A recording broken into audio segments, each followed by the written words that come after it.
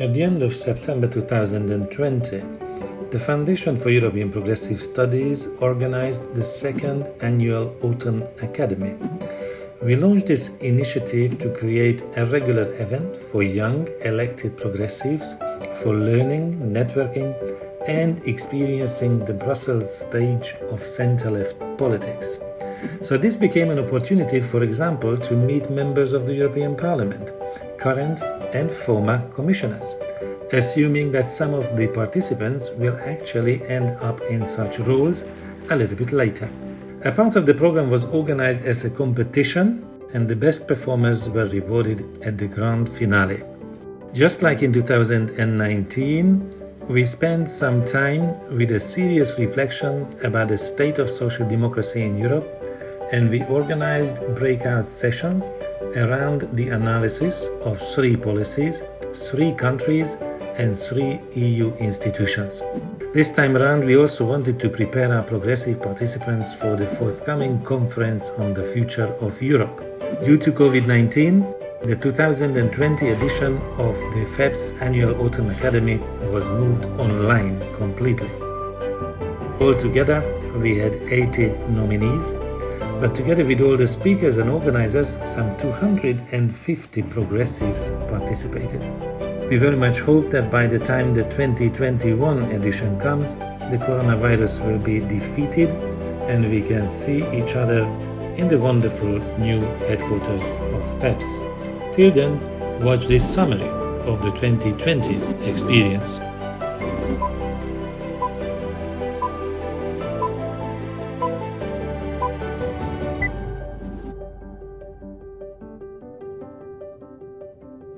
We need to come out of our Brussels and Strasbourg bubble debates, reconnect with citizens, and engage in what kind of European Union we want to live. Look what is happening in the world.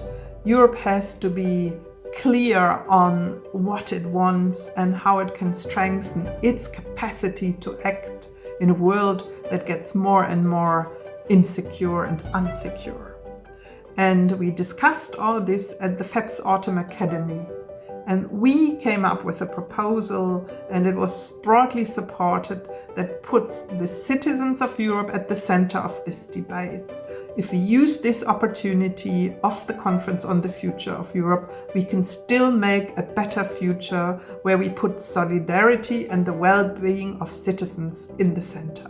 I would like to say a few words about the Conference of the Future of Europe. It is a chance to reflect and redefine our common project. We need this conference more than ever. It is the time to make the EU stronger for the future. But we cannot do this alone. We need all Europeans. Our political family can play an important role. The political leadership, the activists, the think tanks, and all progressive citizens can help to us to frame the discussion in the best way. The recovery should be based on 3 pillars: the European Green Deal, social rights, and the Sustainable Development Goals. The Future of Europe debate is all about citizens' participation, dialogue and consultation. And Anya, you already mentioned that I was the former co-rapporteur of the European Citizens Initiative. This is not only close to my heart, but also from the utmost importance, because too many voices are still not being heard, especially those of women. This conference is a great opportunity to push for some necessary transformations in the system of the European Union, especially with regards to making more democratic the institutions and the procedures in the EU level. If anything, I would like it to be crystal clear that our time as progressives is now. It is time for our values, our ideas, and for the just, sustainable, and equal societies that we've been fighting for. The global pandemic has revealed how vulnerable our lives and societies are, and in the most dramatic way, once again proved how deeply flawed and dangerous neoliberalism is. At the same time, it highlights the interdependence of our current societies and the transnational nature of our most pressing challenges. So, our answers to these challenges, as part of the recovery and rebuilding of Europe, will only be reliable and make sense if they are defined by political reforms and programs with with high enough ambitions. Drawing lessons from this crisis and what it means for the future of Europe will be key in the coming months. Our recovery must be built on solidarity, be socially just, and leave no one behind. We need to apply strategic foresight to resilience, one of the main lessons we can draw from the COVID-19 crisis. Indeed, resilience will be our new policy compass. Modernizing Europe should mean to make it relatable and livable for its citizens, but not only. It should imply making it more equal, sustainable and inclusive. And only by doing so itself, EU can be a role model when it comes to building more just societies and environments. People often say that the European Union doesn't do very much for citizens. I would like to quote a well-known Hollywood musical. I won't name the one, but it's recently become available on Disney+. And there it said, look at where we are and look at where we started. The last time we initiated a debate on the future, an official debate on the future of Europe, was 20 years ago with the Laeken Declaration. So it's long overdue. Definitely the record high turnout in the last European elections shows the will of the citizens to be involved in the processes in the European Union and shows that they still believe in the idea of the values, the regulations, the common market and the common future of Europe we all want to achieve. This was a time when we could all just sit down and reflect on what we have been doing for the past years or maybe even a decade. And we see that we've been doing a lot of things wrong, politically, economically, socially. And we need to give Europe a new start. We need to change things we know that need changing, and we need to use this crisis as an opportunity to build a greener Europe, to build more social Europe, and to implement policies that have been in our drawers for quite some time, but not yet implemented. We have achieved a lot, as I already mentioned, and things which never happened before. Common European debt was unthinkable, even 9 months ago or half a year ago. Now it's a reality. Now we have to find a way to finance it.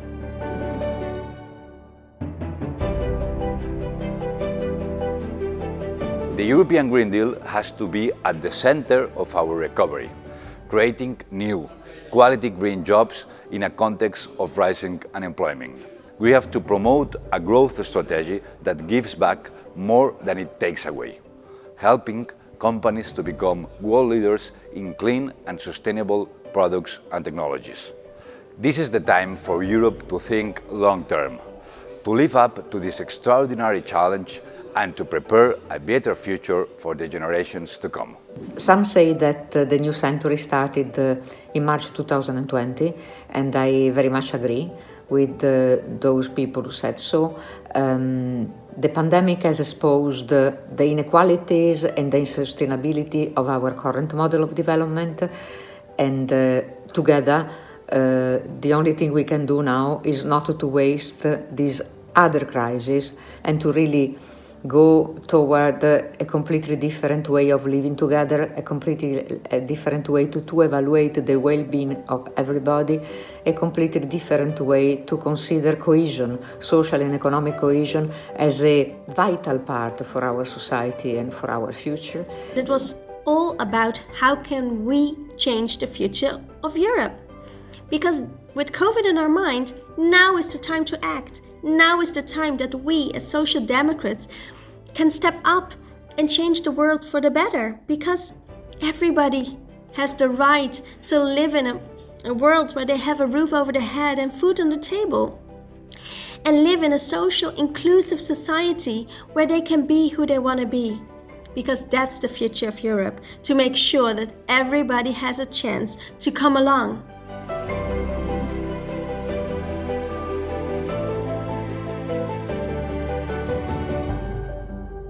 Well, dear friends, we know Corona is causing a big crisis for all of us. But if we look positively to our future in Europe, then this is due to the energy and the political will of social democrats. I know my idea might not be super groundbreaking or super big, but I think sometimes it's also little ideas and little fixes to small oversights that help make those things better. And I think like actually when I'm thinking about this, a better name for the song would be maybe a European volunteering allowance and recognizing the actions that truly matter. Until we don't have the vaccine ready, and even with the vaccine that should be public, should be, we hope, European, we have to have a huge coordination. In the Parliament, we passed a resolution calling for a European health policy. So I think this is very important.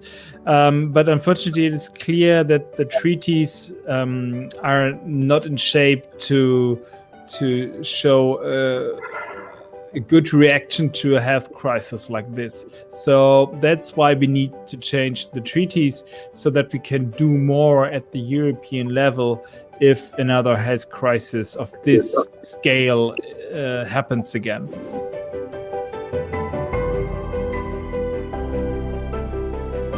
We see, for example, lack of progress when it comes to taxing digital services. We see lack of progress when it comes to dealing with tax havens in Europe. My idea for a future of Europe, which is not only more social, but also more green.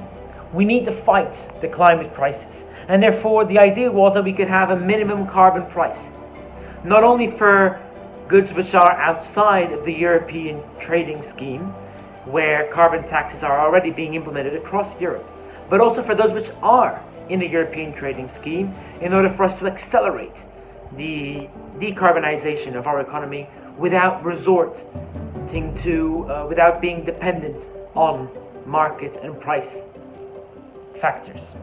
It is paving the way finally for something we have been advocating for many years as progressives, that is a European fiscal system with European own resources. We are finally discussing not only in these debates, but very concretely in the Parliament work and in the Commission and in the Council work to have a taxation of the bigger polluters producing goods outside Europe and polluting more than is allowed today in Europe, and trying to sell these products in our market. This is the so-called carbon adjustment mechanism. I also would love more and ambitious action from the Commission coming when it comes about the rule of law and security and democracy, because I think they are a little bit not too pushing for that right now, and I would wish them to do more. We are discussing the matter of rule of law in European Union, especially in Hungary and Poland. We have to understand that without strong welfare state, our discussion, our struggle to defend democratic societies in both countries and in the whole European Union is impossible. This is the reason I fully advise all of us that in our discussion on future of Europe, based on European identity and European values, we have to fight for those who are in need. We as Europeans have to fight for those who, especially during the COVID pandemic crisis, lost so much. The challenges we face, climate change, conflict, migration, we cannot solve alone. More than ever, we need international cooperation. As progressives, we must invest in international development cooperation, strengthen multilateralism, and defend rule of law.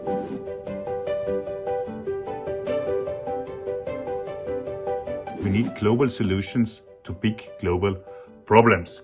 The future of Europe is one of the issues also how the European Union could tackle these problems. And there we are standing that we have to stop that one single member state, one single prime minister can block the development of the European Union. For example, in human rights, we need to allow that with majority, the European Union is taking its standpoint on human rights issues. It's now more important than ever to champion those internationalist progressive values. And unfortunately, the UK may be exiting the European Union, but it doesn't mean we can't still be connected. And FEPS is a great example of that. Our vision about the new multilateralism is that this should be new in the sense of being able to respond to the new challenges, notably climate, cybersecurity, digital transformation, new kind of trade relationships, and so on, should be fair, because we need to have a major rebalancing of the world. We still have many imbalances, many inequalities, not only inside countries, but between countries. And third, this multilateralism should be inclusive in the sense of mobilizing all the relevant actors.